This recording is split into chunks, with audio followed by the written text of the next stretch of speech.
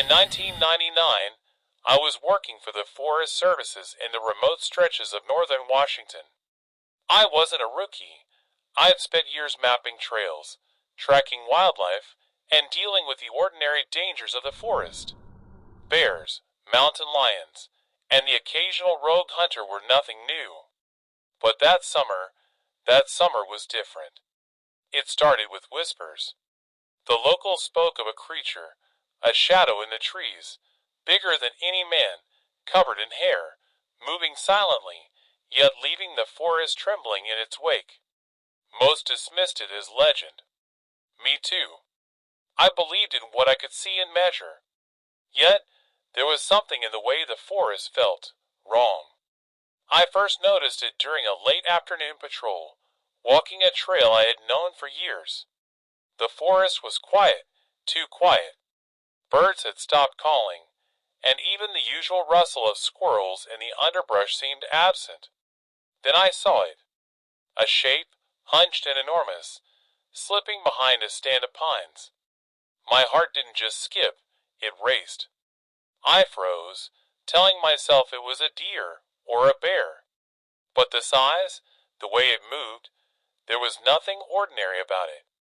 From that moment, I became obsessed. Not with fear, but with curiosity. I decided I had to see it again, to follow it, to know what was out there. I told myself I'd capture it, not hurt it, just prove it existed. But something deep inside warned me, a whisper I didn't understand yet. Whatever I was chasing, it wasn't going to wait patiently for me. After that first glimpse, I couldn't shake it. Every night, I replayed the image in my mind, the towering shape, the long, shaggy hair, the sheer presence that seemed to claim the forest as its own. I had tracked animals before, studied their patterns, but this was different. This was bigger than anything I had ever dealt with. And yet, I was determined to find it. I spent the next week gathering gear, retracing the trail where I'd first seen it. I wanted to approach this scientifically, not recklessly. I packed what I could carry without slowing myself down. A strong rope, traps meant more to contain than harm, bait I had improvised from food the locals said Bigfoot might be curious about, and a camera. Not one of those fancy digital things, but an old, battered Polaroid that could take a picture and give me something tangible before the moment vanished. I also brought a tranquilizer gun, though I hoped I'd never need it. It wasn't about hurting the creature. I wanted proof, not a story of cruelty. Still, the thought of using it made my stomach tighten.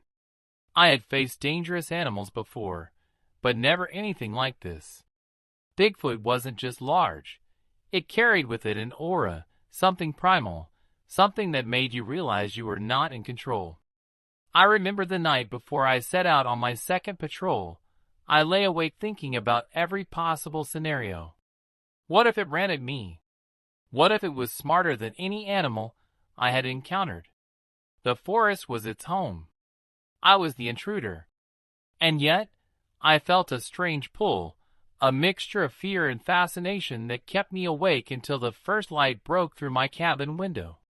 The next morning, I set off before sunrise. The mist still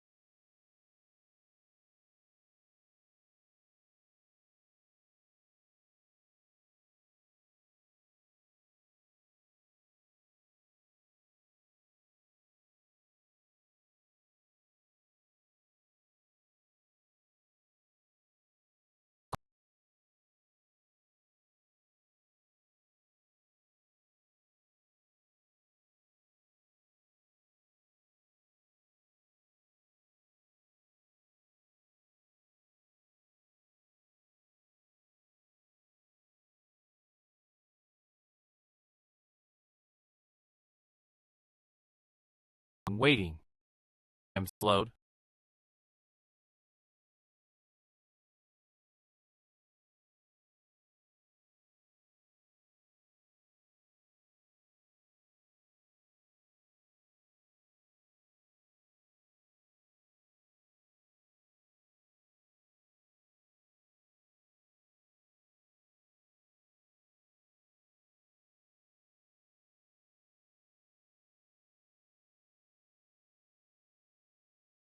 Move with a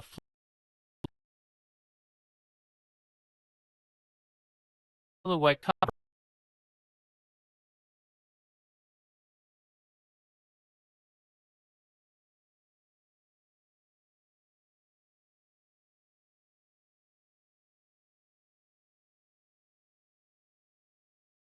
This was it.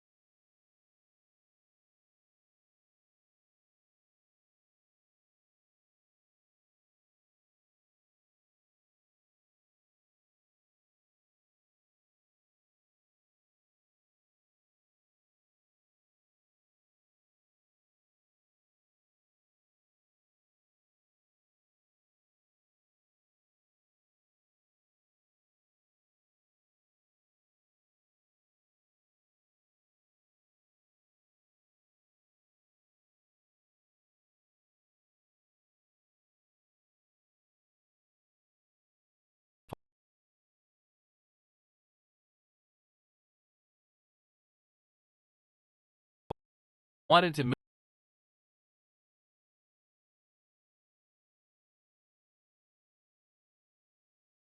and the situation could turn deadly almost imperceptibly. Its stance,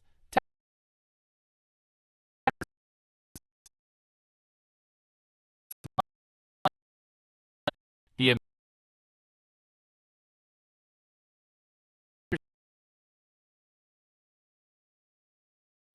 no wild bear or cougar. This was something else, something prehistoric and alive, something that had survived beyond human knowledge. And just as quickly as it had appeared, it retreated back into the shadowed depths of the forest. My heart was racing, my lungs felt tight, and yet a strange thrill coursed through me. I had seen it, real, undeniable, terrifyingly close. But I knew deep down that it hadn't gone far. Bigfoot had acknowledged me, tested me, and in doing so, it had set the stage for what was coming next. For the first time, I understood that this hunt would not be simple, that my plans, my traps, and my cameras were just minor tools against a creature that had ruled this forest long before I ever set foot in it. And as I quietly followed its trail, careful not to leave my own, I realized that I was no longer just an observer. I was a participant in something dangerous, something that could very well end with me being its prey rather than its chronicler. The forest had changed.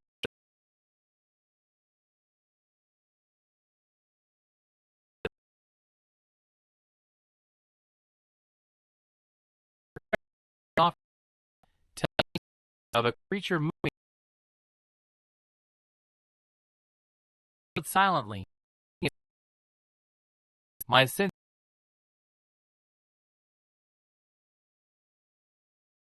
along the path I thought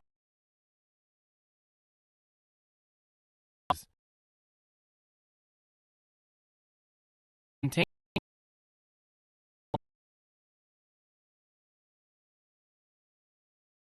its curiosity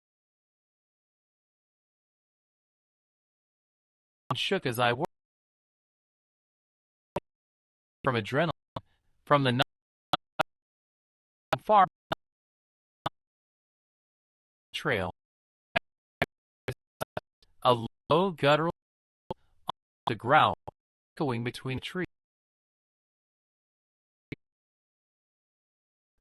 I softly behind me, urging me to see it. By the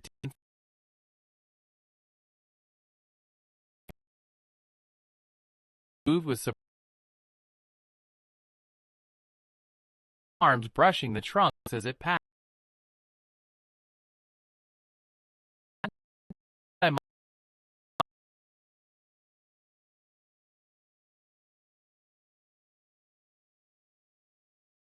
screamed caution to me.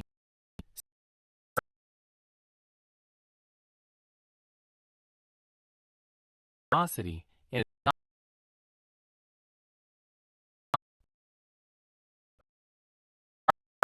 and reach grab it, contain it, photograph it. Just I told you, and I'd have the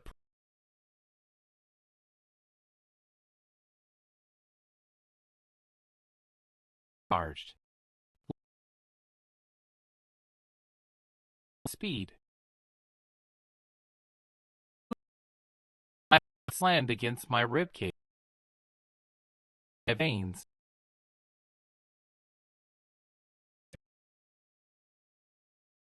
stumbling back as it closed. Run. I whipped again. The earth seemed to tilt and powerful. Each exhale that intelligence.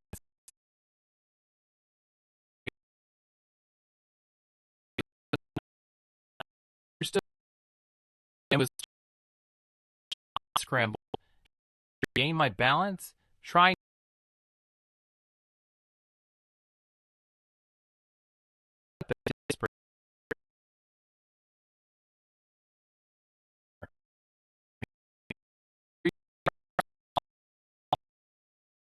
I knew with sickening clarity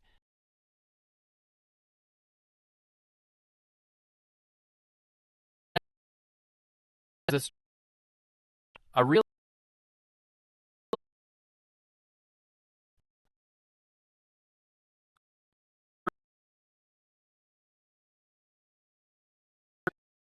that moment. I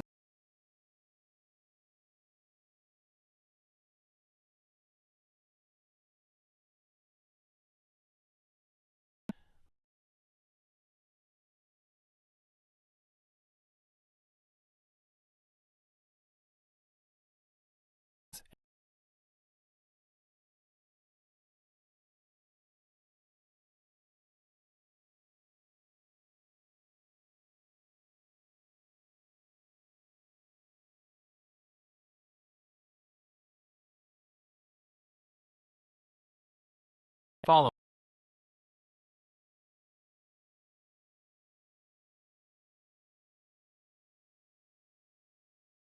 terror and disbelief.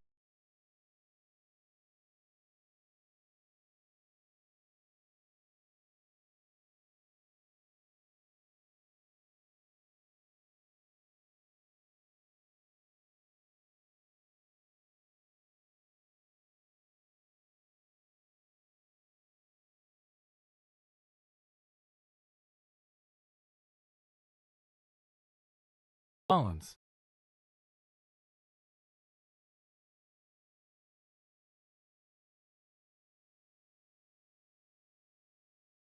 Every instinct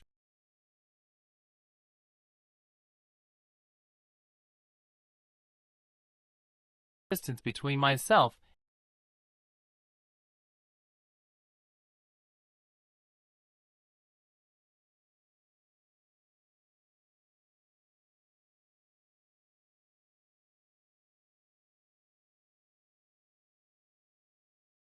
the roar faded, replaced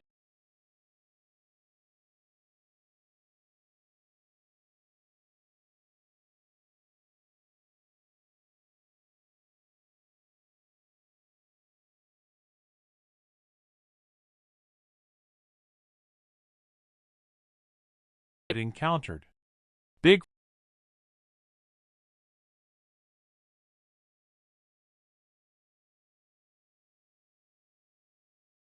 from the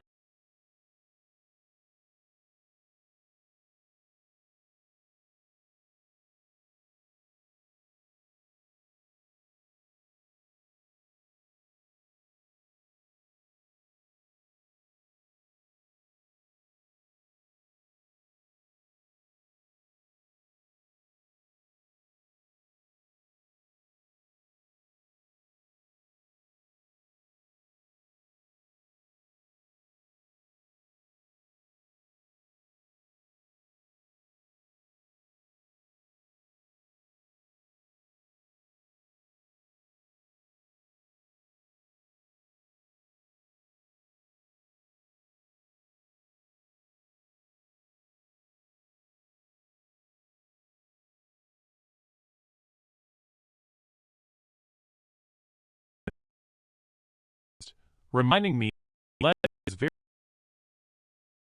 out there, watching, waiting, and untouchable.